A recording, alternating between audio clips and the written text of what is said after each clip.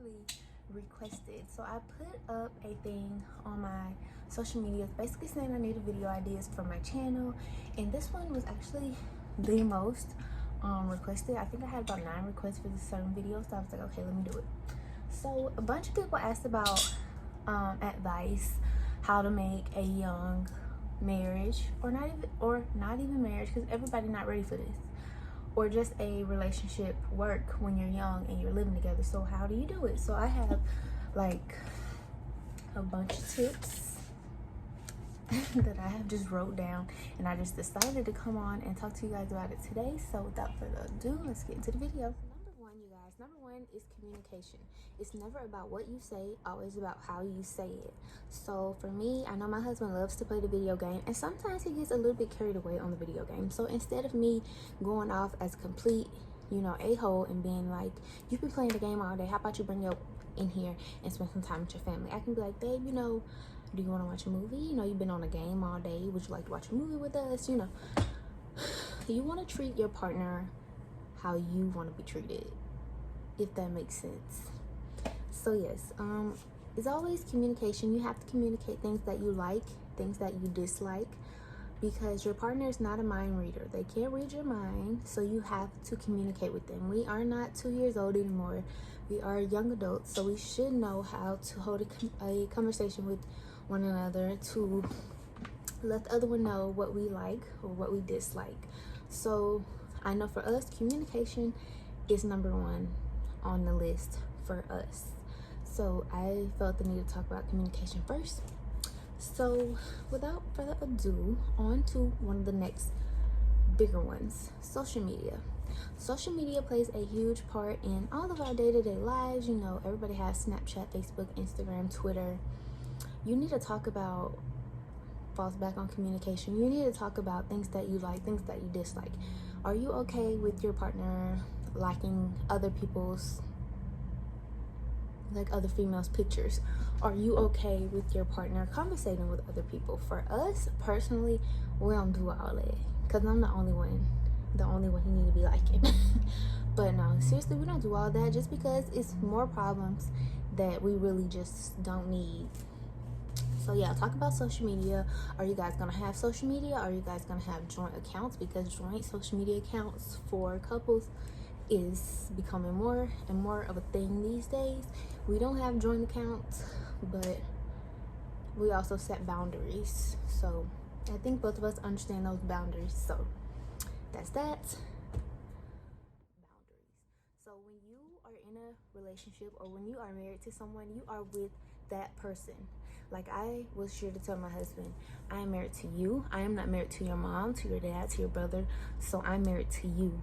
So what goes on in our house is what goes on in our house. If we decide to share, that's one thing, but you don't take what we do in this house. If we have an argument, you don't run and tell XYZ, because that just creates a whole bunch of problems that you really don't need. So family, you have to set those family boundaries. For me personally, when I first moved out and got married, XYZ, I always told my mom everything, but I had to realize, my mom is her own person, I'm my own person. So now I have to kind of reciprocate that energy. Okay, what happens in my house stays in my house. Everything that goes on in my house is not my mom's business. Like, if me and CJ get into an argument, I'm not gonna run and tell my mom. I don't think there's been one time that me and CJ have gotten into an argument that I've ran and tell my mom, we got into an argument, XYZ. I don't do that, because it's not my mom's business. I wanted to be married, and now I'm married, so I deal with my married problems on my own. And not to make it sound rude or anything, I just feel like the same thing goes for my husband and his mom, his dad, and anybody else. Like, it's not their business. What happens in our house stays in our house. So that's another big one. Okay.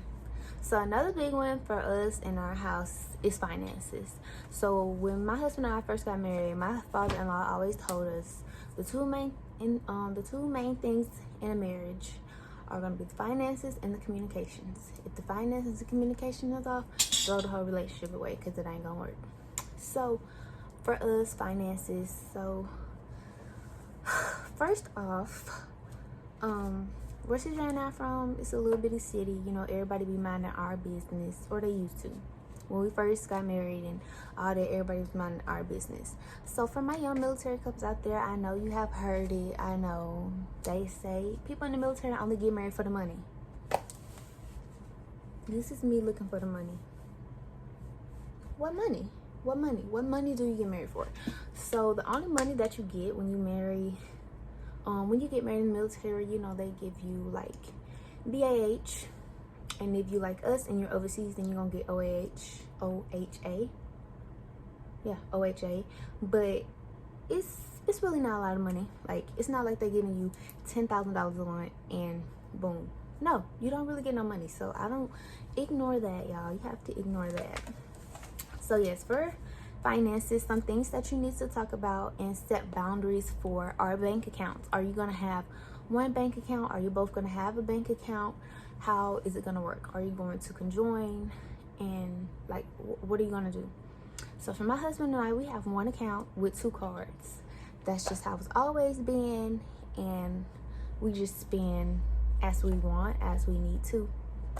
So another thing you need to talk about is debts. Like, are you in debt? So when my husband and I first got married, I got married right out of high school, so I didn't have no debt at the time. He had a little bit of debt.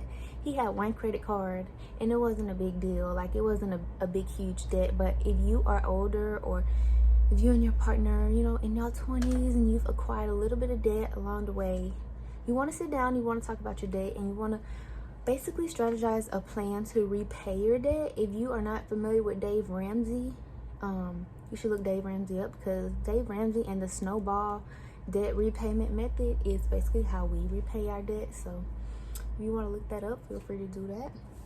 But yeah, you want to talk about it. Some people have credit card debt. You have you can have, you know, like, your car note is obviously debt. Some people have student debt. Some people have medical debt. So just talk about debt, y'all, and how you gonna pay it, because it's one of those conversations that's gonna make you a little bit uncomfortable, but it's one that you need to have. So another thing we want to talk about is salary. Like, it's another one of those things that makes you a little bit uncomfortable. So for me and my husband, y'all, we had already strategized. Like, I was leaving. I didn't have a job at the time, and that was okay. Like, I still don't have a job, and I'm perfectly fine. I'm not telling everybody it's okay to just depend on your husband, because one of the biggest things is trust. If you don't trust this person, why are you moving in with them? Why are you marrying them? Like, you have to trust this person with your life, pretty much. So salary, who makes what? How much can we save each month? How much can we spend here? How much can we put in an emergency savings fund? How much can we use for vacation fund? You know, you have to talk about salary. It's the things that make you uncomfortable that you need to talk about, because I'm not gonna go marry somebody and I don't even know anything about them. So you need to know. Another one, you just need to talk about jobs. You know, are you a mom? Do you guys have children? Are you gonna be a stay-at-home mom?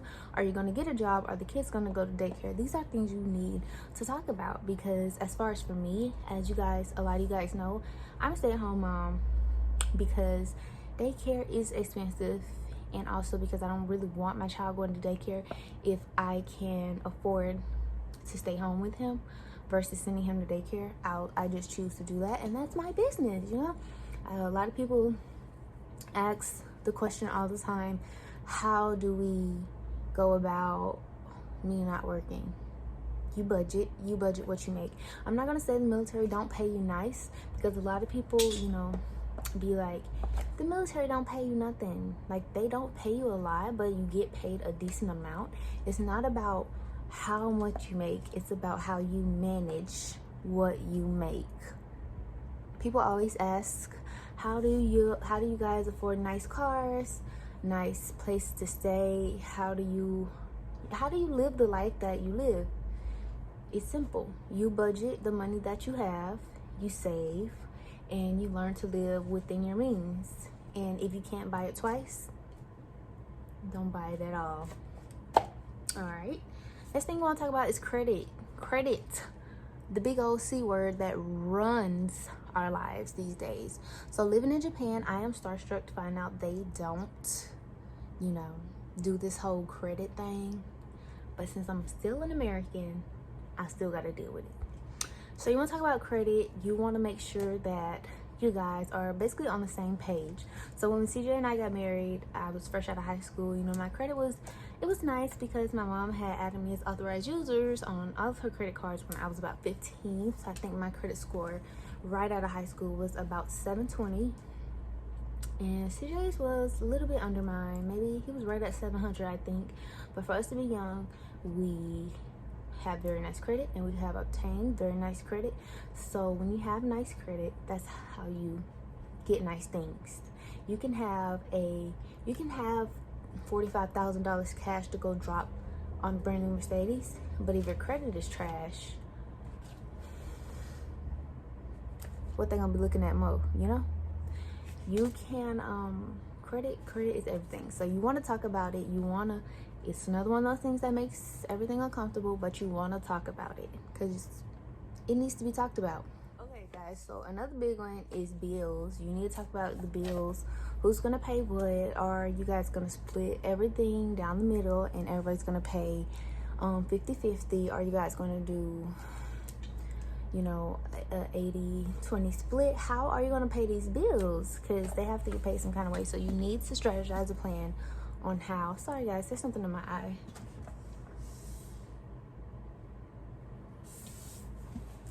It's still in there. I think my contact may have ripped. But you need to strategize a plan on how you're going to pay your bills. So when we first moved in together, y'all, obviously I was going to school full time. He was working full time, and then I ended up getting a full-time job. Even when I had my job, my husband is very old school. He is very, you know, anti-women paying any bills. So he has always handled all of the bills. Even when I worked, my money that I made, that was our extra money to throw in our savings account, or if we wanted to go on a vacation for the weekend, that's what we did with my money. So what works for us, and it might not work for you. So it's just all about boundaries that you set and how you guys communicate. And when you are doing this type of stuff, you want to make sure that both parties understand 100% what's going on, because some men are very wishy-washy and they will have you out here on the streets. So if you're a man like that, don't even bother. Just move on. Just find a new one, because those type are very toxic. Like, if I thought for 1 second that CJ would throw me out of the house, you think I would move all the way across the country with this man? Because I wouldn't. So next thing, which is the big one, is time management, which goes back to like social medias, being on your phone, playing video games. You really have to know how to manage your time, because like I said, women are a little bit needy. Sometimes we want a little bit more attention. So sometimes, you know, we just need a little bit extra attention and reassurance. So time management is another huge one. You want to make sure that you're managing your time right. You want to make sure that you're managing personal time, family time, and work. You want to have everything on a balance, on a scale, and you want to balance everything.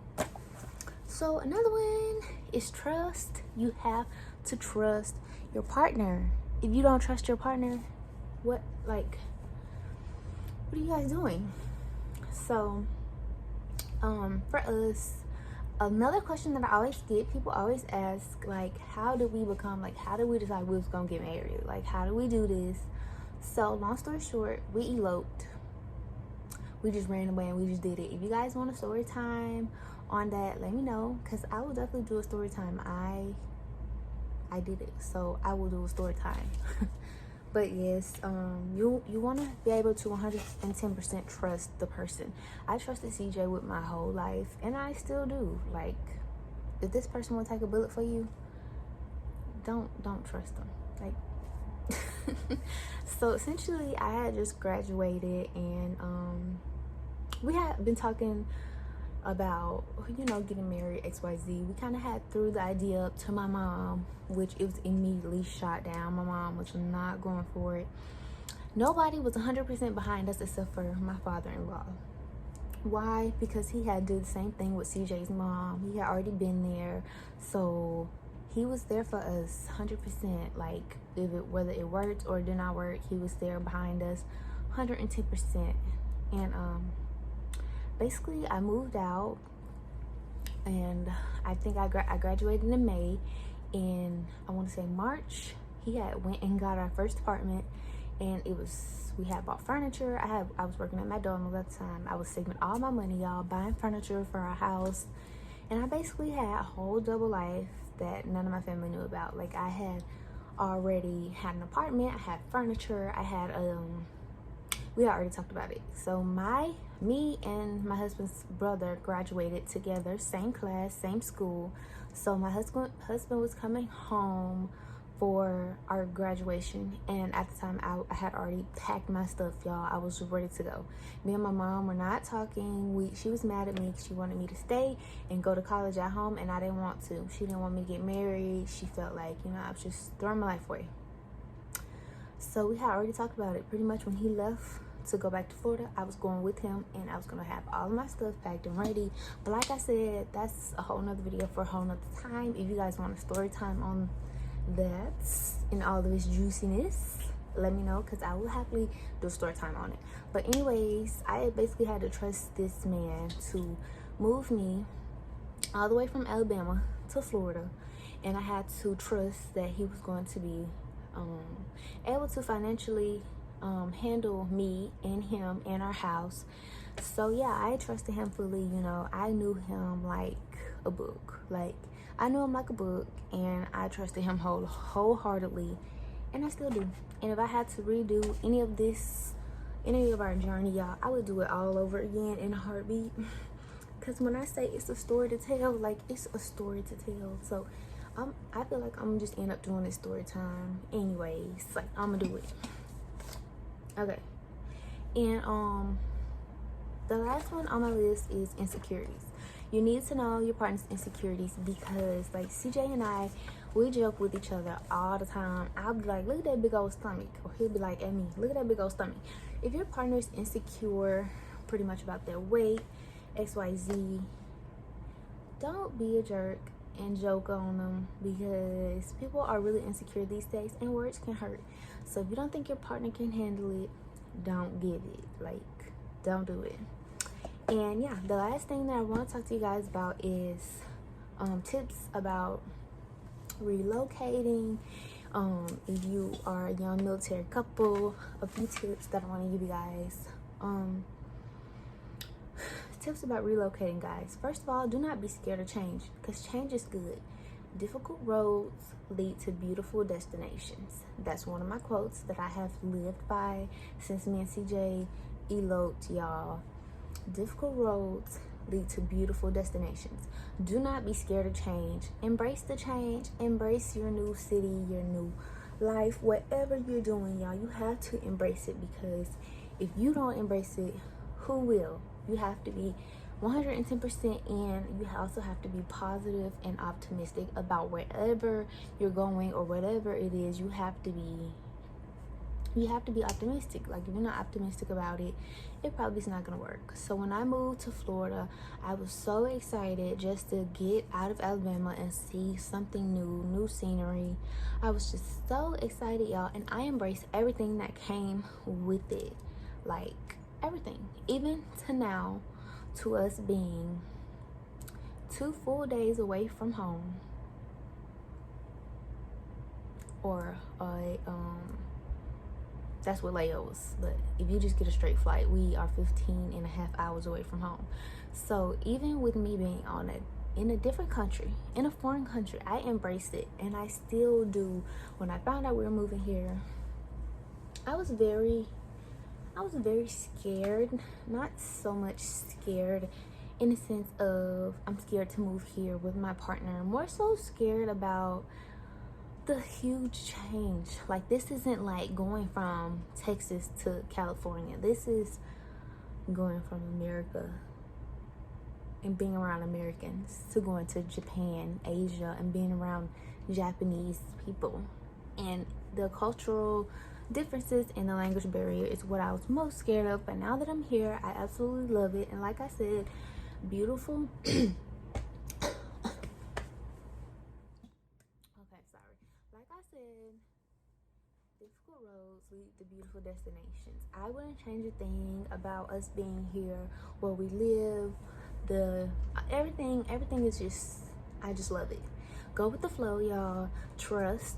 You also have to trust your gut. So if you feel like it won't work, trust yourself, trust your instinct. If you feel like it won't work, just don't do it, y'all. But this video can pretty much be used as tips for just young couples who are trying to move in together, young couples who may be getting their first apartment, young couples who may be buying their own house, because honey, it's 21 and 23-year-olds out here buying houses, y'all. If we were still in the States, we would have bought a house this year, but military threw us a curveball and sent us overseas, so we didn't get to do that. But even if it's a young couple who may be trying to invest in something together, whatever it may be, use my tips, y'all. And remember my big two: communication and finances, y'all. Those two will take you far, and they're gonna help you in the long run, I promise. So today is December 29th, and our anniversary is January 8th. So it's about to be 3 years since we got married. So yes, that's just my little expertise that I had to share with you guys for, you know, the few years that we have been married, stuff that I have learned. So yes, yeah, and there's one more thing, but I feel like it goes far beyond just couples. I feel like you have to talk about cleanliness also before you move in, because some people don't clean like others. Like, I know me, I have OCD. I clean all day, and I still feel like my house is dirty. My husband is the type, he not gonna over clean, but he'll clean. Like, he knows that a dirty house really just wrecks my mood, so he does his best to help me clean up the house and X, Y, and Z. But that's another big thing, y'all, that you want to talk about with your partners before you move in, because don't nobody want to move in with no man and he be nasty, because now you gotta go. But no, seriously guys, that's all the tips that I have for you guys. So use my tips, let me know how they work for y'all, and I just wish and I hope that you guys have prosperous marriages, prosperous relationships, whatever it may be that you're trying to achieve. Young people out here running this world, y'all. You can do anything that you put your mind to. So yes, with that being said, that's all I have for you guys today. I will catch you guys in the next video. Be sure to like, comment, and subscribe to my channel, and also leave video ideas in the comments, or you can, DM me, whatever. But yeah, that's all. Till next time.